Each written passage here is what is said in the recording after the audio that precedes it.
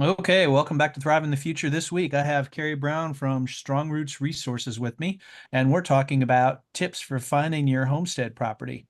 How you doing, Kerry?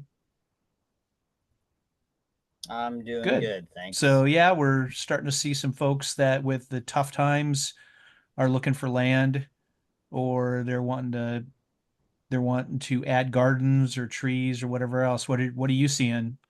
You seeing any trends with that?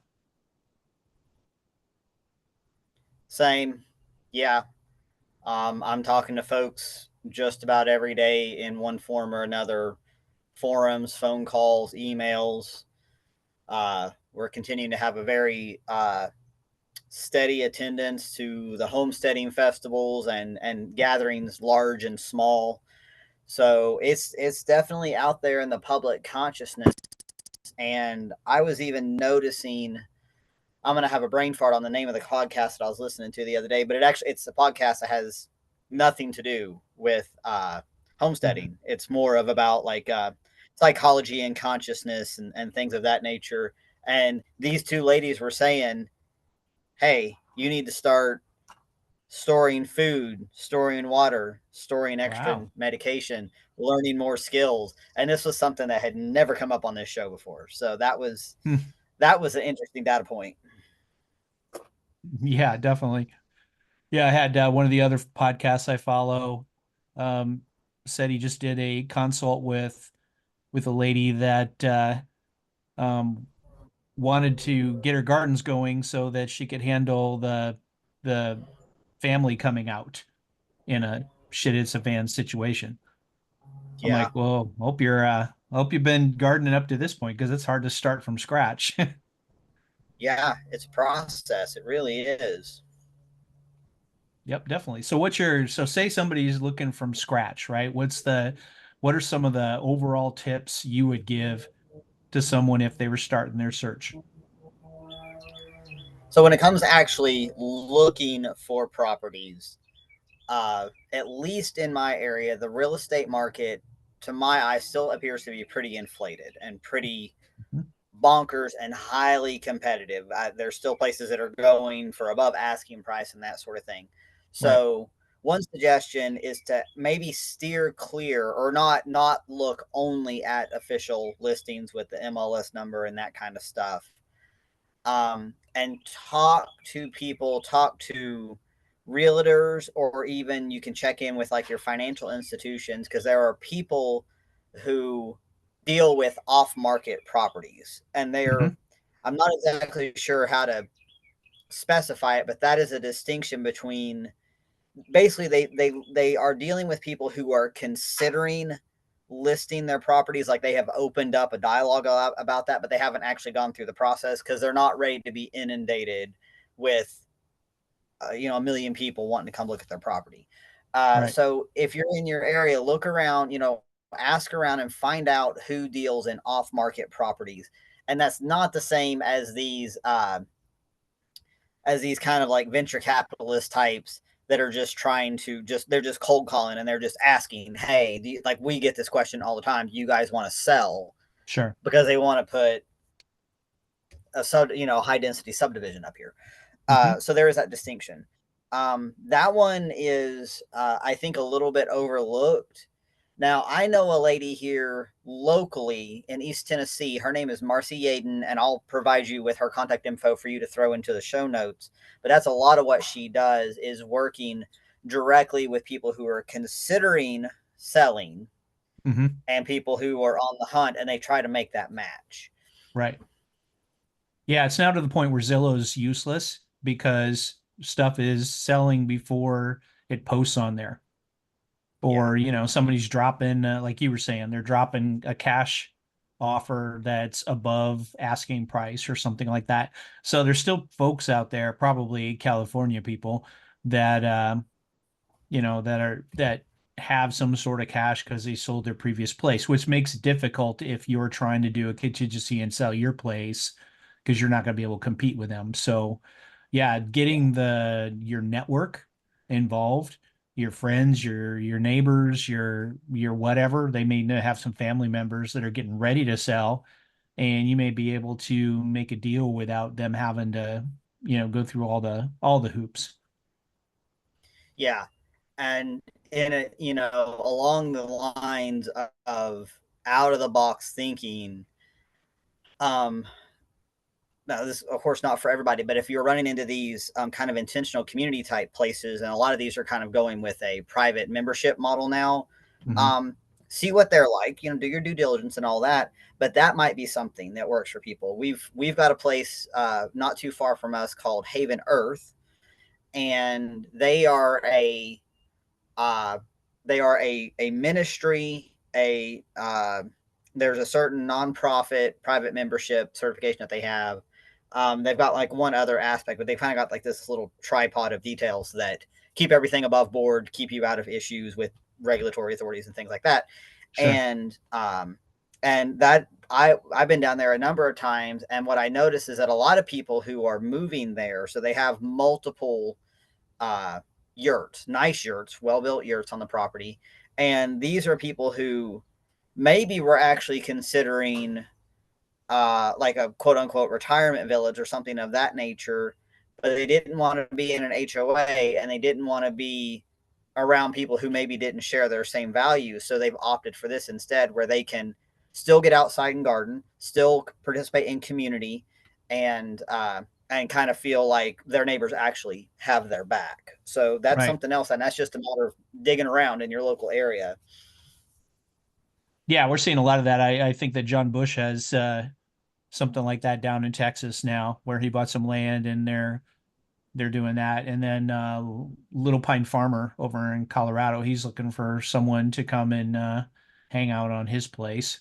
And I don't know all the details, but share in the abundance. So, Yeah, yeah. There is also a Facebook group.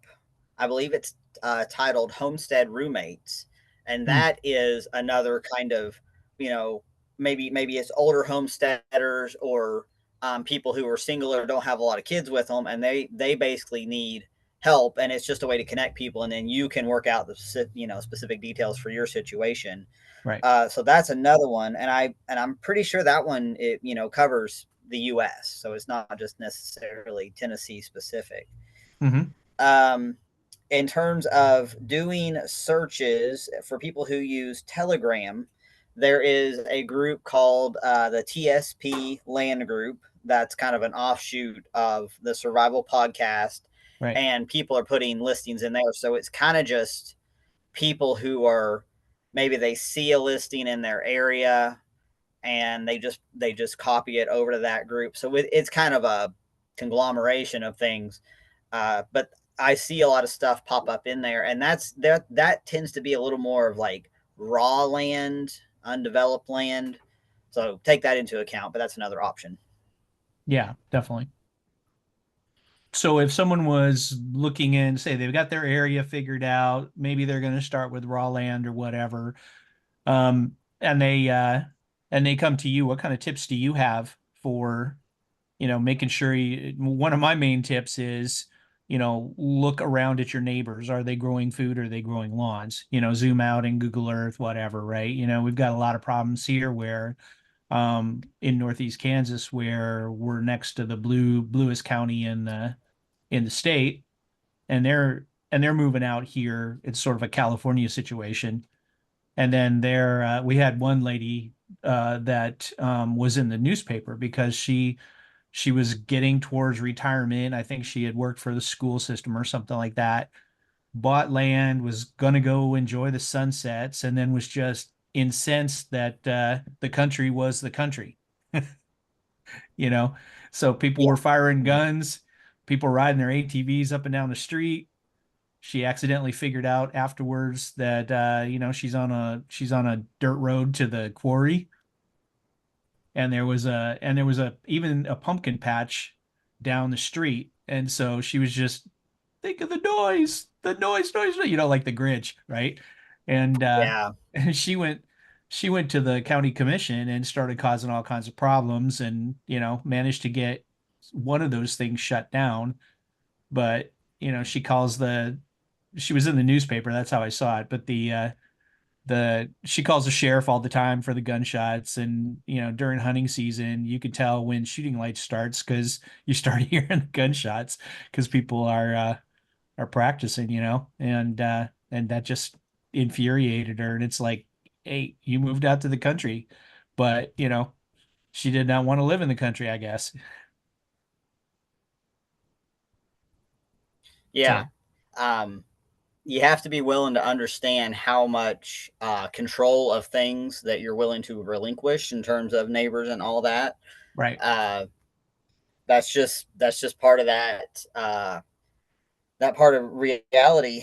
Um, I actually just had, I guess we did it last week. If people want to look at my channel, uh, Alana Bliss and I had a really great conversation about integrating yourself into a rural, specifically southern community, since that's my wheelhouse.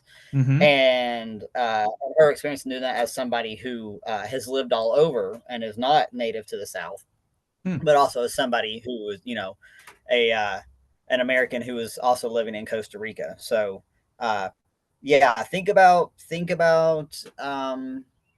how you want to, what kind of vibe you want to put out there. Um, Sure. Most people are out in the sticks because they want to be left alone. If you're willing to roll with that and overlook things here and there, life can be pretty good. If you're a transplant and you refuse to do stuff like that, life may get pretty miserable for you, depending upon what kind of people are around. Mm-hmm. Um, Yeah. but let's say somebody, go ahead, Scott. No, yeah, I've got Alana on my list of folks to have on here pretty soon. So yeah, it's kind of funny. Yeah, she'll be a good one to talk to. When somebody arrives on property, especially if it's, if it's been undeveloped in any form, uh, you got to be thinking about how you're going to get your water. Too many people Hmm. overlook this. It's just absolutely critical. Uh, if your only option is to gather rainwater, I wouldn't say it's a no go, but you better know how much rain you're expected to get and when that rain comes. Like here in Hmm. East Tennessee, we'll average about 55 inches a year, but sometimes we'll get a whole lot of that in March, February, March. And then we went practically half of June and most of July without hardly any at all until these last few days. So, Hmm. um, so have that in mind and really think about your access to the property. Is there only one way in and out? Is there, are we fording creeks? Is it gonna? Are you on a driveway that's gonna wash? There need to be infrastructure improvements like culverts and drainage and grading and things like that. Oh yeah. And think about how you're going to be able to get your structures on there. Something that's kind of more hands on might be suitable for somebody who's 20s, 30s. I know after 40, I want to work a lot smarter and maybe not quite so hard. So uh, that's something to take into account. And this, I feel like maybe this gets overlooked a little bit is the aspect of the land. So I personally would not ever want north facing forested land if that was all that was on the land, not just a Hmm. portion Hmm. of it. That if that was it was like 5 acres. No, you're just never going to get enough sunlight to do hardly anything except a little bit of forest gardening. And it's not that it couldn't work, but personally for me, like I need a lot of sunshine. Right. So if you're like super goth and you're into that, then maybe a north facing hillside, forested hillside would work for you. I know personally I like to have a lot of sky and a lot of sun. Right. So and really look at how that wind moves across the property, look at how the water moves across it.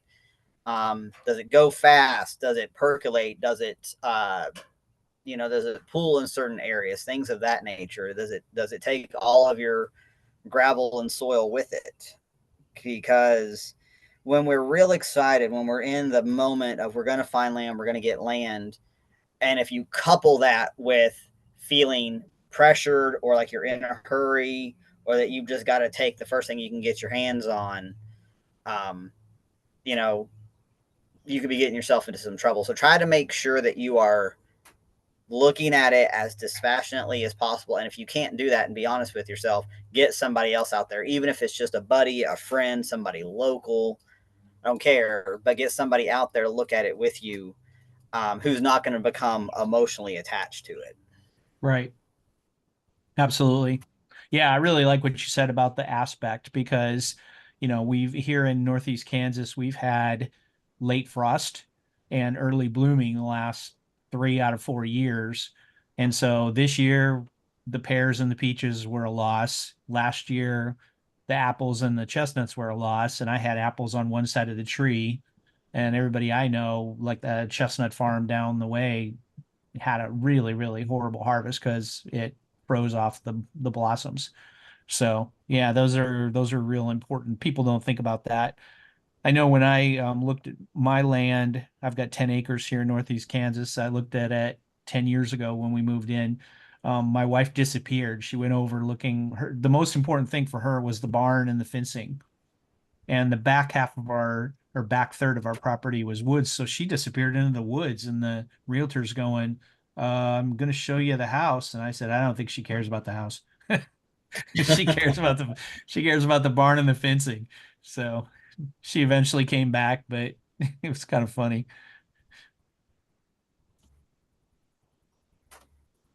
So yeah, so Yeah, there's go ahead. Sorry. the homesteader mindset is funny about that. You know, if we look at the house, we're like, okay, is the foundation okay and the roof's not leaking? Yes and yes. All right, let's rock and roll. Hmm. Um, and things like you know, boundary fencing, perimeter fencing is a nice thing to have. I we've Most of ours has come down over the years, and it's something that eventually I'd like to get back into place. Hmm. But That's sometimes that stuff is even overlooked. Like when we're talking about looking at realtor listings, what's important to the homesteader and the preparedness minded person, they may not even get into that in the details of a listing. You know, I Sure. mean, how many listings tell you what species of plants and trees are already on the property or anything of that sort? I mean, I personally, I would get like excited about a junk pile on an old farm or something like that. So keep that stuff in mind. Wow. Yeah, that's funny. So yeah, you go and check it out and do a foraging, identify all the plants and stuff, right? Yep. Yeah, we'll do that. We'll put it together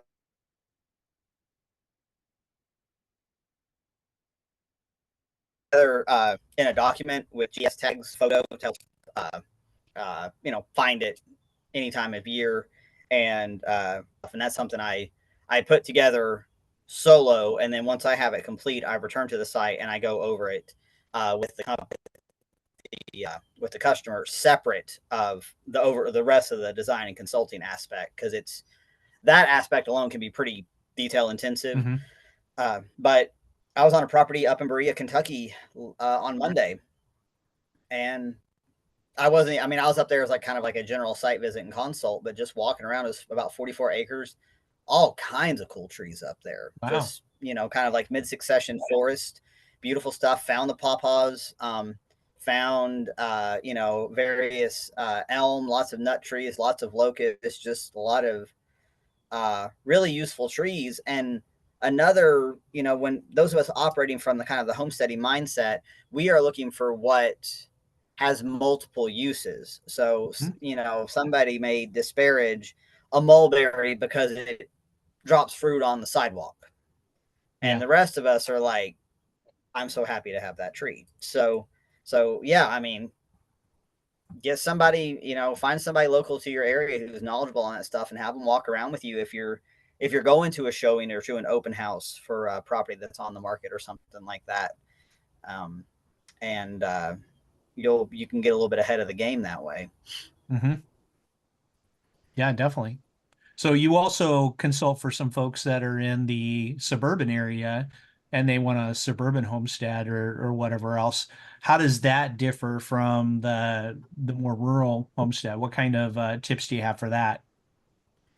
Well, frankly, it can be a little bit easier and a little bit simpler. Hmm. So while you kind of sacrifice your ability to mostly to keep larger livestock. So let's say somebody's working with a quarter acre, maybe up to a half acre lot. Um, Probably not going to be pulling off any ruminants, but you can do a lot of chickens, um, a lot of rabbits, quail, things of that nature. You could get really layered with your gardens. And the nice thing, as somebody who did the urban homesteading thing for many years, you can check on things so quick. Chores are so quick because you're not stretched out, Hmm. and you notice problems quicker. So if you're going to be, if you prefer suburbia, you need to be in suburbia for commute times or whatever the case may be, or if that's just where you are and where you have to stay for a while. All these same principles apply. Keep stuff close to your house. Um, look for those marginal spaces and ask yourself, what can I use that space for? That's how that thinking right there got me so much more production off of a 1/5 acre lot, Hmm. because I would look at a space and think, what else could that be used for? That would be productive or useful or stack a function or something of that sort. And in a lot of ways, these are still my favorite properties to consult and design on because it kind of forces a certain level of creative thinking. Hmm. Interesting. And then how do you work around if they inadvertently have an HOA already? I will say that I'm no longer accepting people who are in an HOA. Hmm. It's just more, even when I try to extract myself from having to wrangle with it, it still comes along some way. Hmm. Um, but uh, it kind of depends on what you're willing to put up with. Right. Um, I personally think HOAs are one of the most ridiculous inventions ever, Hmm. and but if you're stuck with one, I you can go the route of adding things that are, plants that are both ornamental and edible, and a lot of people won't know the difference. Um, get a really good understanding of the rules and the regulations so you can figure out what your other options are. Hmm. Um, and for people who want to, you have the option to just do what you want, and you can fight with them, you can take them to court, you can cite all kinds of stuff. I mean, it kind of depends on how much time you want to spend on it. Right. But I kind of feel like that would be an absolute hard stop for me if I'm in a place where an organization that's not even an elected government. Although I guess some of those places do elect their own people, telling me what I can and cannot do with my land that has nothing to do with, um, like I can understand. Let's not let a million bags of garbage pile up in the driveway, or we're all going to have rats. Fine, Right. but having a peach tree in your front yard is not going to cause an issue. So, uh, I guess you got to pick what you want, where you want your fight to be. I think it's just a personal decision. Um, and you can get creative. You can find ways to hide things. Some people, you're limited by what you can do in the front yard, but you can get away with whatever behind your privacy fence in the backyard. Hmm. uh, but if you're worried about what people think, you might be facing some even bigger issues in the coming years as things kind of tend to get a little squirrelier out there. Right. Yeah, my friend lives on the edge of a HOA community in the suburbs. He's not part of the HOA, and he started putting in some solar panels in his backyard. And immediately it was like, "Hey, what are you doing, neighbor?" You know. So Mm-hmm. it's like, yeah, that would go sideways. So, Yeah, I feel for people who are in those situations, but also you knew what you were doing. You mhm. knew it was there when you decided to buy, and I've run into people where they want, it's so bizarre, but I've run into people where they want like this Eden in their backyard, but they need the front yard to look incredibly uniform. And Mm, it's like I just could not get it across. Like, things will migrate. Like, yeah. their seed from a plant may disperse into your front yard. I mean, this just, especially when you're on, I mean, literally barely 1/5 of an acre. Right. So yeah, I think you got to reassess your priorities at that point. Hmm. Yep. That's definitely true. What other tips do you have? On the urban and suburban side of things, um, don't discount uh, uh, things like of your garage. Most places don't have any issue with ornamental ponds. They don't need to know that you've got, I don't know, tilapia in there that you harvest out before the winter comes, or that sort of thing. Think about what can be hidden in plain sight. A lot of people don't even really know what they're looking at half the Hmm. time. So there's that. And I'm kind of a fan of doing things even now on a larger property. Uh, do like kind of like temporary structuring of things, like where things can be flexible and movable and can be altered until I really figure out what flow works, or Hmm. if it does, what works for me and my wife, since she looks after things when I'm on the road. So be willing to be flexible, and just, I think more than anything, just stay engaged with the process. Keep in mind why you're doing what you're doing. Don't get so tied up in, well, it's supposed to be this way. Nature doesn't care what you think. It's going to do what it's going to do. So understand, like, if something crazy has happened in your garden, try to understand why it is. Get your why under control, and then kind of go about how to mitigate. Uh, with we're in the height of gardening season right now, so the vine borers are out, and all the bugs, all the Japanese beetles, and some people treat it like an absolute war. And I kind of, I mean, I get it. Like, it sucks when your plants get wrecked. I get it. It's aggravating. It's discouraging. Um, but I don't want to go outside of my garden feeling like I'm fixing to wage a war. I want to go out there to, pull some weeds out, feed to the rabbits, grab some tomatoes, throw a little compost on here and there, and just remember why I do this stuff. Because I don't have to. I mean, I could just go buy food, and it would technically be simpler than what I'm doing. But you know, ask yourself why you're doing it, and just kind of stay locked into that. I think a lot of us get overwhelmed, and we kind of get too in our head about things. Hmm. So just keep your mind on what your mission really is. Yeah, that sounds good. What new stuff do you have going on your land this year? So I am doing rabbits for the first time.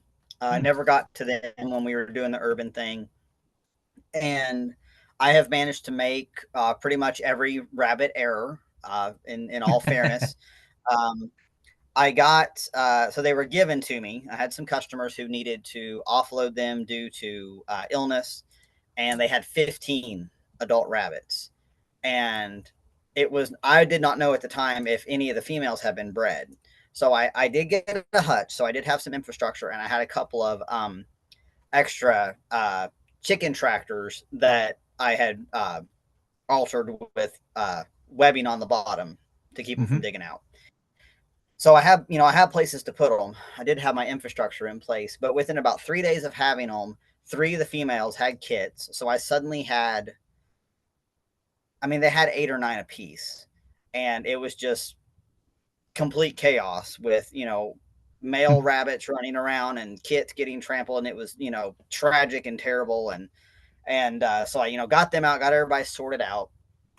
Had an exceptionally high death rate of this first round of kits. Um, and a snake got in there at one point. I've had losses due to a snake, so I've had to adjust for that. Uh, and I just found some dead. All the adults have survived, and I pared down my adults, so I ended up keeping 3 females and 2 males, and everybody else went to friends and community members. Hmm. And because Lord knows, I don't know what I was going to do with 15 adult rabbits. So uh, I got uh, I'm got, let's see, 4 kits left alive that are going to be processed, and this is mostly for dog food. This is mostly to feed Trip. I'm sure we'll probably eat some, Sure. but frankly, I can dispatch one and not have to process it and just give it to Trip, and she knows what to do because she's fast enough. She will occasionally catch a wild one around here. She's not the fastest dog, but when she does, she's real happy. So I just give her a rabbit every 3-4 days and call it good. Hmm. Uh, but yeah, so that's been. But what has been nice about that is I noticed when I had uh, rabbits to feed, I've been way more up on weeding the gardens because the more weeds I feed them, the less commercial feed they require. And I would Hmm. like to get them to a point where we're not having to buy commercial feed at all, uh, and go exclusively off of the fodder tree system, the comfrey, garden weeds, and all that kind of stuff. But I wanted to kind of have a few litters first and see how the weight gain works and all that kind of stuff. And I've got all kinds of different varieties, so they're all going to be mutts. Hmm. So I kind of got to figure out who puts on weight well, who doesn't, all that kind of stuff. Right. Uh, and I've loved having the manure. So I collect their manure from the ones that are in the hutch. I collect it in bins underneath, and every few days those bins. Sometimes it goes to the worm bin. Sometimes it goes just directly into a garden or around a fruit tree. I just kind of been spreading the fertility around. Hmm. So all of us homesteaders are always happy when we have more poop.